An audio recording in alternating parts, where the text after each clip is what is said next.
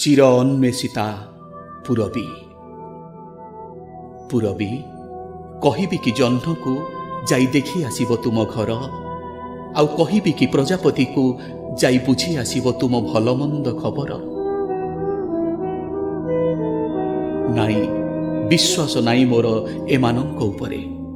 କୋଉଠି ନା କୋଉଠି କ'ଣ ଅଘଟଣ ଘଟେଇ ଦେବେ ଏମାନେ।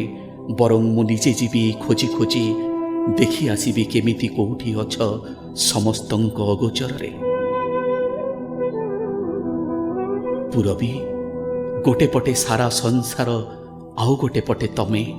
ତମକୁ ନେଇ ପୁଣି ଯେତେ ମୋର ଚିନ୍ତା, ତମକୁ ଖୋଜିବାରେ ହିଁ ବିତିଗଲାଣି ଅଧା ଜୀବନ ମୋର, ତଥାପି ତମେ ଅପହଞ୍ଚ। ଯୋଉଦିନ ଯିବି ତମ ପାଖକୁ, ମତେ ଆଉ ଅଟକେଇବ ନାହିଁ ୟାଡୁ ସାଡୁ ବାହାନା କରି। ଜାଣ ତମେ, ସଂସାର ଯାକର ଭାର ମୋ ମୁଣ୍ଡ ଉପରେ। ଘର ପୋଡ଼ି ସରିଲା ତ ନଈ ବଢ଼ି, ତାପରେ ଆସିପାରେ ଝଡ଼ ବର୍ଷା ଭୂମିକମ୍ପ। ଏସବୁକୁ ଛାଡ଼ି ମୁଁ କୋଉ ଯାଇପାରୁଛି ତମକୁ ଖୋଜିବାକୁ। ଖାଲି ଯାହା ଦରାଣ୍ଡି ହଉଛି ମୁଁ ଶୂନ୍ୟ ଶୂନ୍ୟ ମହାଶୂନ୍ୟ ଭିତରେ।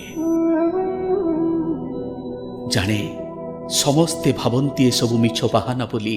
ଏବେ ତମେ ବି ଭାବୁଥିବ, ସତରେ କ'ଣ ମୋ ପାଖରେ ସମୟ ନାହିଁ ଏତେ ଟିକେ ବି ତମକୁ ଖୋଜି ବାହାର କରିବା ପାଇଁ?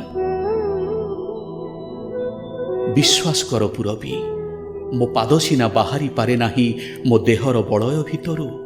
ଏ ମନ ମୋର ଖୋଜି ବୁଲୁଥାଏ ତମକୁ ଅହର୍ନିଶ ଅବିରାମ ଭାବେ, ପବନରେ, ପାଣିରେ, ଆଲୁଅରେ, ଅନ୍ଧାରରେ, ଏଠି ସେଠି ସବୁଠି।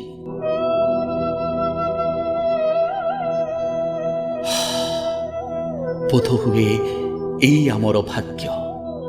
ଖୋଜି ଖୋଜି ବିତିଯିବ ସାରା ଏ ଜୀବନ, ଅଥଚ ତମକୁ ପାଇବାର ଯୋଗ ନାହିଁ ଜାତକରେ ମୋର। ବରଂ ତମେ ଯୋଉଠି ଅଛ, ଯେମିତି ଅଛ, ଭଲରେ ଥାଅ ଚିରକାଳ ଅନ୍ୱେଷିତା ହେଇ। ଦେଖା ପଛେ ନହେଲେ ନହେଉ, ଥରେ ହେଲେ କେବେ। ଯେ ଯାହାର ଭାଗ୍ୟ ନେଇ ଥିବା ଆମେ ଚକୋର ଚକୋରୀ ପରି, ନଦୀର ଏ କୂଳରେ ଥିବ ତମେ, ଆଉ ସେ କୂଳରେ ଥିବି ମୁଁ। ଚିରକାଳ ଚାଲିଥାଉ ଆମର ଏ ଅନ୍ୱେଷଣ, ଜୀବନର ଶେଷ ରକ୍ତବିନ୍ଦୁ ପାଣି ହୋଇ ବହିଯିବା ଯାଏ।